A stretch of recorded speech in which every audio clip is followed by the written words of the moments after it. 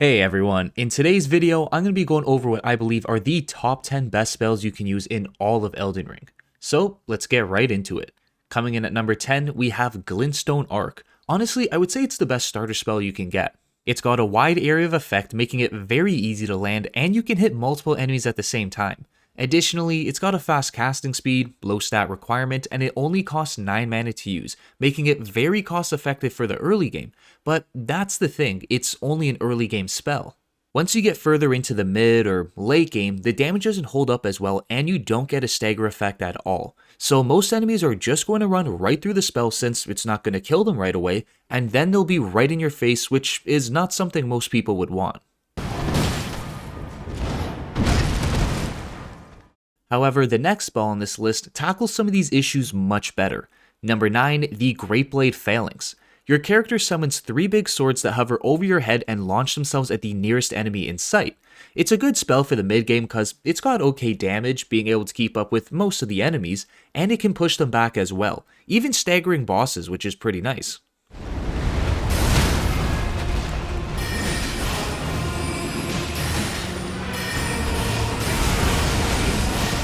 The best part about this spell is once you cast it, you don't really have to worry about it. You can switch to another spell and use that while the blades hover over you, acting like a sentry gun. It's kind of like a support spell, and that's also the issue with it. The stagger effect on it is nice, but the damage is decent, the range is short, the casting time isn't that quick either. It really is just a support spell used to combo with others. It just can't hold itself up alone against most enemies, and it has to be paired with something else. Like the next spell on this list, which would definitely go really nicely with it. Number 8, LORETTA'S Bow. This also includes Loretta's Mastery since they are very similar, but anyways. So the areas where GREATBLADE PHALANX was lacking in, Loretta's Bow covers them very well. It's a long range spell that can throw out some decent damage when it comes to the mid to late game. It's got a good stagger effect, keeping the bigger guys at a distance, and it can be charged up to do more damage, which also allows us to use Godfrey's icon to increase the damage of charged attacks by 15%.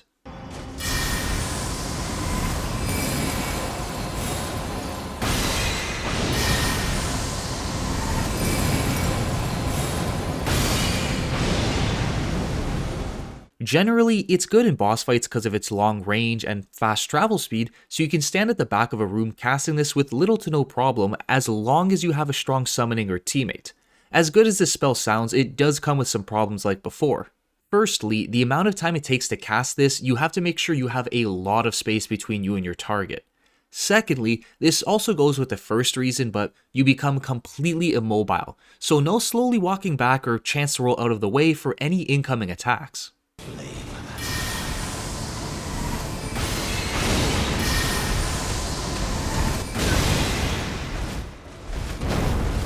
And lastly, I said the damage on it was decent. It's good enough to take out bosses and stronger enemies, but it's nothing special in comparison to the other spells I have on this list.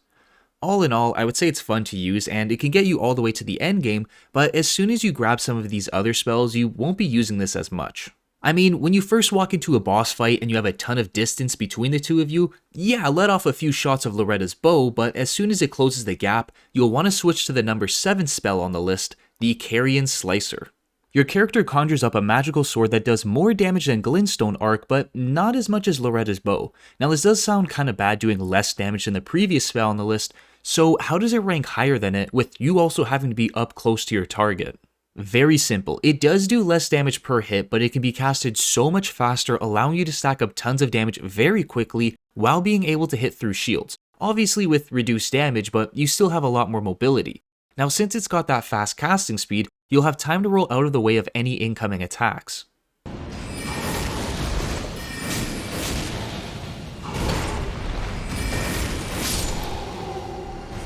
On top of this, its damage can also be increased by using the CARIAN Glintstone staff, increasing the damage of all sword sorceries by 15%.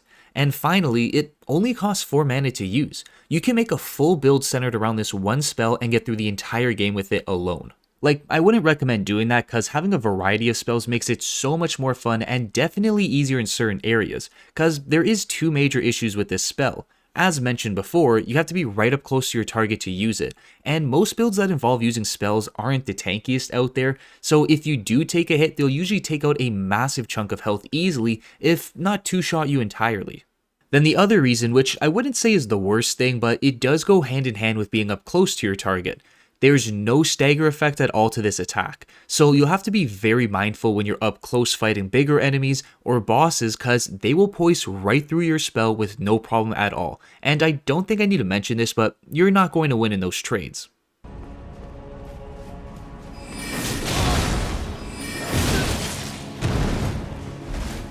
However, the next spell on this list is very similar to CARIAN Slicer, except it does almost everything a lot better and more, with that being number 6, ADULA'S MOONBLADE. Same idea, your character conjures up a sword which involves you being up close to your target, but it also has a ranged attack to it. So you don't have to be right up close, but if you want the most damage, which I'm sure everyone will, you gotta hit them with the blade of the sword as well.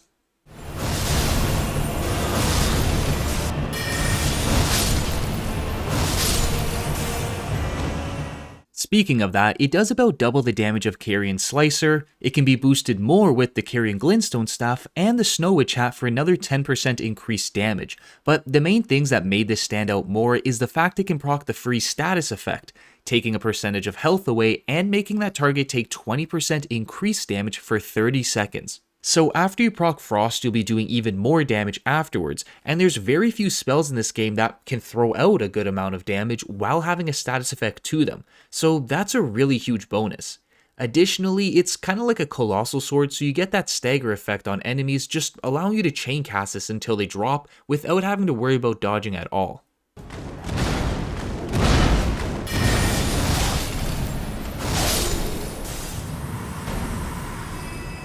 With all the good stuff about it mentioned, let's talk about its few negatives that held it back from getting higher up on the list. Firstly, as you guys probably saw coming, its casting speed isn't nearly as fast as some others, so when it comes to fighting bosses, you'll usually be able to get off 1 or 2 hits safely. Any more than that, you probably will get hit, which isn't ideal. And the other reason, again, is just being up close. If close range spells did a bit more damage, I think it would justify the risk to reward ratio. But unfortunately they don't, so I think having this at the number 6 spot suits it very well. Don't get me wrong, it's very effective at taking out bigger guys, but not so much when it comes to boss fights, which are the hardest enemies in the game to go up against. And I like to mention this constantly, this is in comparison to the spells higher up on the list. Not saying this spell's bad, but there are better.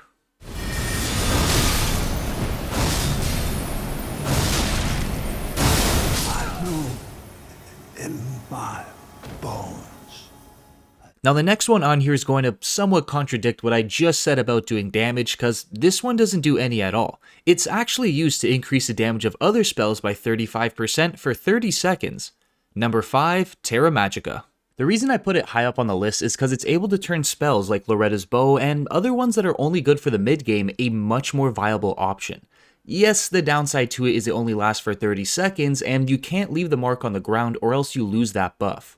I didn't want to put it any higher or lower just because it's only used during boss fights. I don't think I've ever used it just running around unless there was a really tough enemy that could almost be considered a boss. But if you do combine this with the right spells, it lasting for 30 seconds is all the time you need to take down most enemies. Here's a great example, combining this with the number 4 spell on the list, COMET AZUR.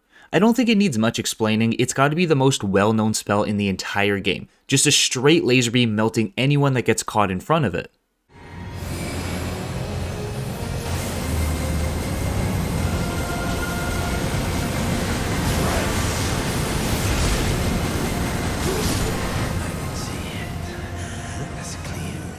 The damage on it, you already know it's amazing. The range, really good, not as far as LORETTA'S bow, but enough to hit your target that's halfway across the map.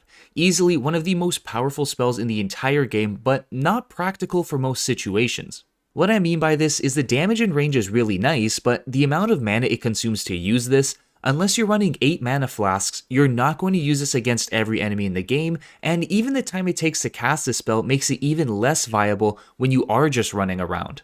Also, it doesn't have any tracking whatsoever, so wherever you're aiming, it will not move from that spot. Kinda why it's really good against most boss fights, cause they're big targets and you both start at the opposite ends of the room. It's a fun spell, but not being practical in most situations, so putting it higher up wouldn't make any sense at all with how well rounded the next spell is. Number 3, Comet. This also includes Glintstone Comet Shard being very similar as well. It's fantastic against smaller enemies, bigger enemies, bosses. There's not really any huge downside to it. It's got good damage, which can be increased by 15% with AZUR's Crown, very similar range to Comet AZUR, even passing through enemies so you can hit multiple guys with one cast, and you can charge it up for more damage and, again, be increased further with the help of Godfrey's Icon. Being picky with this spell, the only downside I would say is needing 52 intelligence to cast it. This is one of the spells you can use to get through the entire game easily and continue on with New Game Plus. There's only 2 spells that are better than this in terms of utility and damage, with one of them being the number 2 spell on the list, RANNI'S Dark Moon. It does a bit more damage than Comet with about the same range I'd say, so no massive difference in that sense. However, this spell can build up the Frostbite effect just like ADULA'S Moonblade, and it comes with a passive of lowering your target's magic resistance by 10% for 30 seconds. With the Frost effect combined with its passive, you're going to be doing 30% more damage. That's really good, and it doesn't end there either, because if you have the CARIAN Regale Scepter equipped and the Snow Witch hat, the spell now deals an additional 20% increased damage, and the final great thing about this is its targeting. When you cast the spell, it starts off moving slowly and then picks up speed the further it gets from you. So when you use this against Malenia or NPC invaders, they dodge incoming projectiles right when they're sent out, even if they're not close to them at all. With it moving slowly and then picking up speed, they dodge way too early and basically let this spell hit them in the face. Even if they do dodge, it has a good sized area of effect, so there's still a high chance of it landing. With all of that said, let's take a look at the negatives, cause there are a few, not horrible but definitely noticeable, like needing 68 intelligence to use it. Yeah, it's quite a bit, but for how useful it is during boss fights, it kinda balances itself out with that. Then the only other issue, which isn't that bad, is it does take a bit longer to cast than Comet. Not crazy long like fully charging up LORETTA'S bow, but enough to know you need a decent amount of distance between you and your target. So I would save this spell more for bigger enemies and bosses, just because you're going to get the most value out of it in those fights. Now for the number 1 spell in all of Elden Ring, being ridiculously overpowered. Like, I don't know how they didn't nerf this at all yet. It's just like Comet. Useful in any situation that comes up, with it doing tons of damage and having a very useful passive to it. Number 1, Night Comet. Literally the better version of Comet. You can use the Staff of Loss to increase its damage by 30%, and if you have 2 of these, you can increase it again for a total of 60% increased damage. Completely busted. And not just that there, but it also costs less mana to use, has a lower stat requirement, can be charged up for even more damage, and the passive on this thing will take out any enemy regardless of how mobile they are. Like I was saying with RANNI'S Dark Moon about NPCs and certain bosses dodging spells, they will never try to avoid this one. They will take 5 of these straight to the dome and won't even try to dodge the 6th one. The reason for that is cause it's a night spell. It's pretty much invisible to NPCs, but obviously not to actual players. An insanely busted spell turning the game's difficulty into easy mode. I think this spell does need some slight adjusting cause the only downside to it is just being obtainable in the late game. That's it. It's literally perfect. Well, that covers all of the spells on my top 10 list. Let me know if you agree or disagree with what I've put together and why. Now before I end the video off, I do want to give a big thanks to the members of my channel for supporting me on my videos and the future ones to come. Thanks for watching everyone, and I hope I see you all in the next one.